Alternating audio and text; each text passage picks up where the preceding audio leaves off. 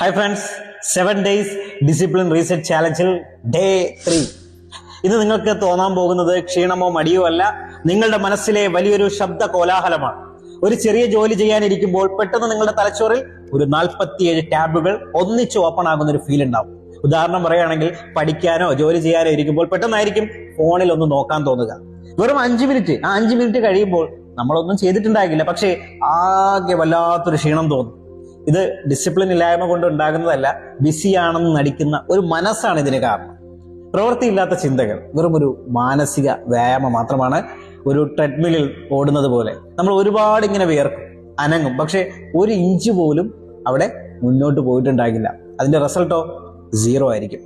ഇവിടെയാണ് 3-ാം ദിവസത്തെ നിയമം നമ്മളെ ഹെൽപ്പ് ചെയ്യുന്നത്. ഒരു സമയം, ഒരു ജോലി, അത് തീരുന്നത് വരെ നിശബ്ദതയിൽ അത് മാത്രം നിങ്ങൾ ചെയ്യുക. വേറെ ഒന്നും നോക്കരുത്.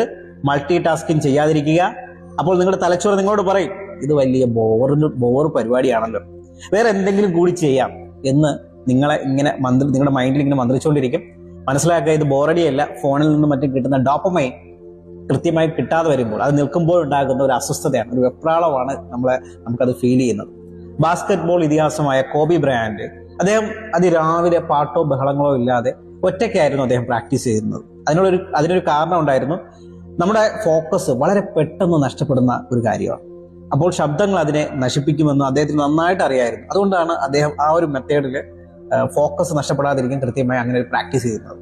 അതുകൊണ്ട് ഇന്ന് ഒരു കാര്യത്തിൽ മാത്രം നിങ്ങൾ ഫോക്കസ് ചെയ്യുക. ഇടയ്ക്ക് നിങ്ങളുടെ മനസ്സ് അലഞ്ഞു തിരിഞ്ഞേക്കാം. അപ്പോൾ ദേഷ്യപ്പെടാതെ അതിനെ ശാന്തമായി തിരികെ കൊണ്ടുവരിക. വഴിതെറ്റിപ്പോകുന്ന ഒരു ചെറിയ നായ്ക്കുട്ടിയെ സ്നേഹത്തോടെ തിരികെ വിളിക്കുന്നത് പോലെ ആദ്യത്തെ കുറച്ച് മിനിറ്റുകൾ നിങ്ങൾക്കൊരു അസ്വസ്ഥത തോന്നും. എന്നാൽ അത് മാറുമ്പോൾ തലച്ചോറിന്റെ നിയന്ത്രണം നിങ്ങളുടെ കൈകളിൽ വരും.